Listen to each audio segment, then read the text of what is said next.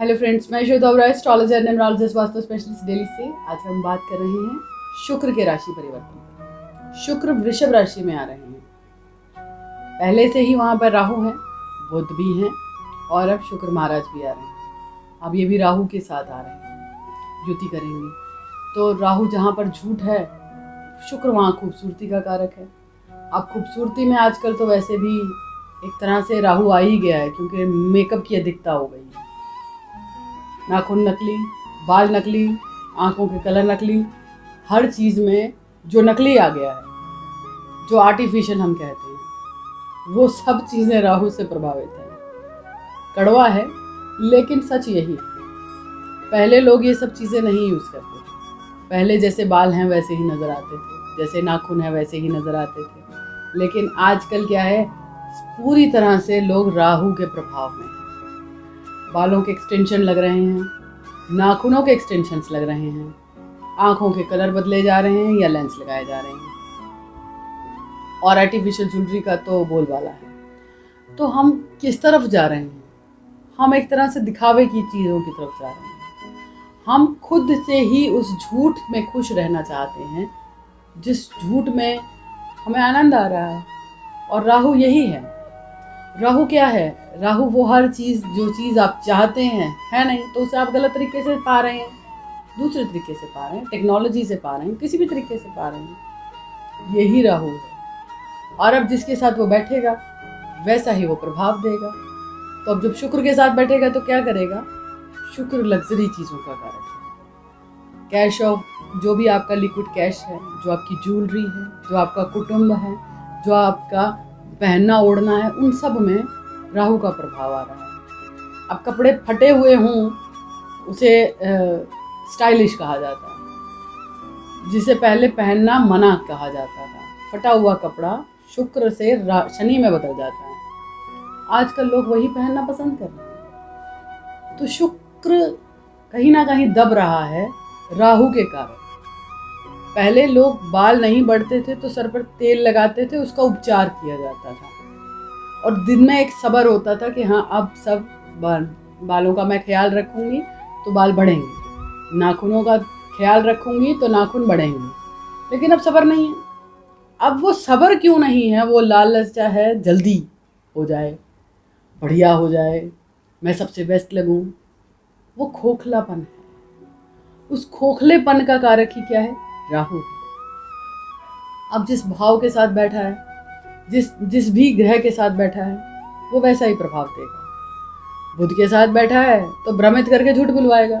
शुक्र के साथ बैठा है तो अपने आर्टिफिशियल को भी इंसान कहेगा मैं सोना पहन के बैठा हूँ। तो ये सब चीज़ें राहु से प्रभावित हैं। राहु एक समय में, कुछ समय के लिए तो आपको सुख दे सकता है, खुशी दे सकता है, पर वो परमानेंट नहीं है। बस यही समझना बात है। यही समझना चाहिए कि हम एक्चुअल में किस दिशा में, किस तरफ जा रहे हैं। टिकटॉक पे लोग सभी डालते हैं वीडियोस। कितनी ही फीमेल्स, मेल्स अपनी पर्सनल चीज़ों को भी टिकटॉक पे ले आए, रील्स पे ले आए, फेसबुक पे ले आए, शॉर्ट वीडियोस में ले आए। तो वो क्या है? वो राहु ही तो है जो दिखाना चाह रहा है। अरे भाई, किसको दिखाना है? पर दिखाना है। क्या मिल रहा है? लाइक्स मिल रहे हैं, लोग मुझे पसंद कर रहे हैं। अब वो आपको जानते नहीं हैं, पर फिर भी आपको पसंद कर रहे हैं।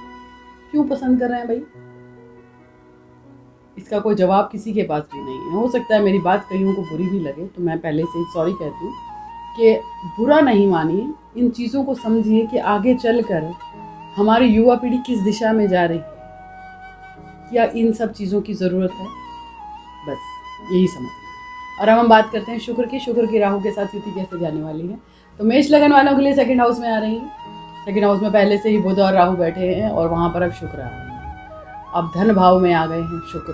तो यहाँ पर आपके लिक्विड कैश, आपके धन, आपके संपदा, जो भी आपका जमा पूंजी है, उसके ऊपर, आपके कुटुंब के ऊपर आ रहे हैं। तो शुक्र है, अपने कुटुंब के साथ बैठिए, खुशी मनाइए, झूठ मत बोलिए, व्यर्थ का दिखावा मत कीजिए, जो हैं वैसे ही रहिए, राहु के प्रभाव में ना आए। यही कहना चाहती हूँ। अब वृषभ लगन वालों के लिए लगन में शुक्र आ रहे हैं, तो खूबसूरती के ओर अट्रैक्शन रहेगा।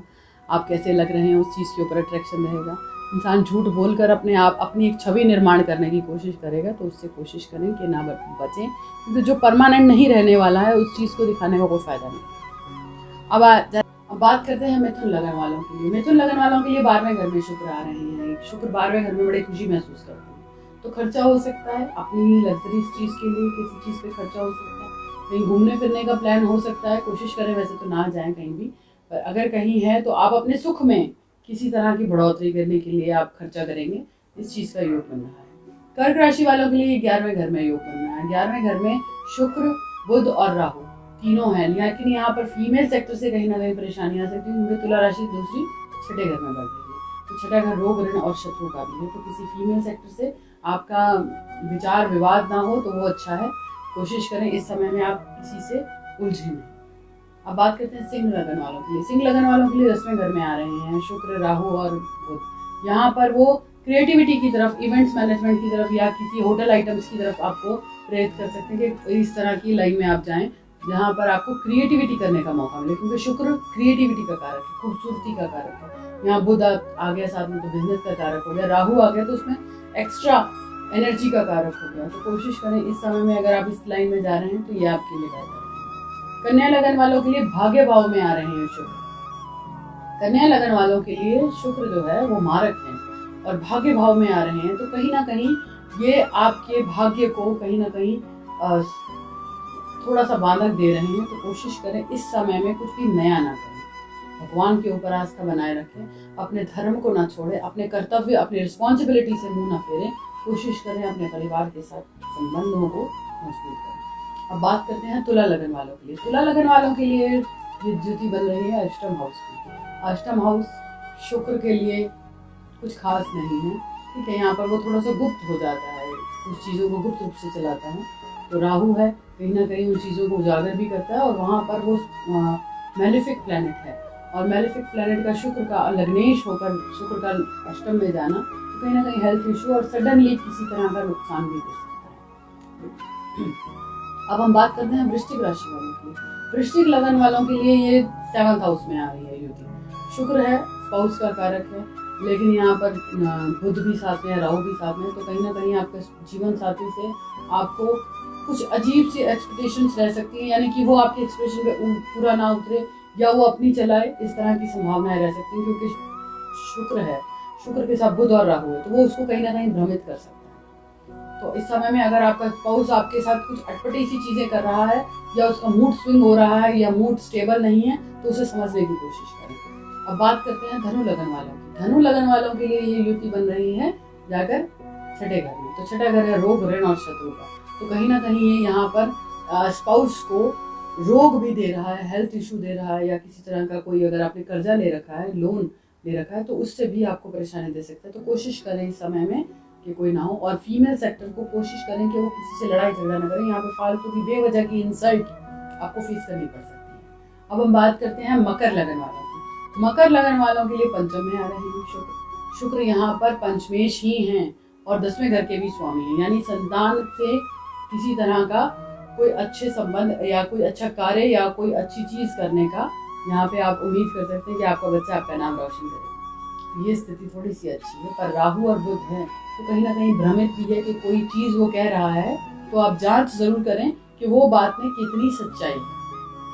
अब हम बात करते हैं कुंभ राशि वालों के लिए, कुंभ लगन वालों के लिए। ये आ रहे हैं चौथे घर में, माँ के घर में, अपनी ही राशि में बैठे हैं। तो माँ को कहीं ना कहीं हेल्थ इशू तो दे रही हैं, लेकिन माँ आपके घर, आपकी सुख सुविधाओं में भी बढ़ोतरी कर रही है। हो सकता है आप नई गाड़ी में या आप नए घर का रेनोवेशन करवाएं, घर में किसी चीज़ का आप रेनोवेशन करवा सकते हैं, किसी तरह की कोई चीज़ नहीं ला सकते हैं, यानी कि आपके घर की खूबसूरती बढ़ने वाली है। अब कुंभ राशि के बाद आती है मीन लगन। मीन लगन वालों के लिए ये युति बन रही है 3rd हाउस में। तो शुक्र यहाँ पे अपनी राशि के हैं, यात्रा के योग बना सकते हैं, तो यात्रा से बहुत ज़्यादा संतुष्टि नहीं मिलेगी, क्योंकि 8th के भी लॉर्ड हैं।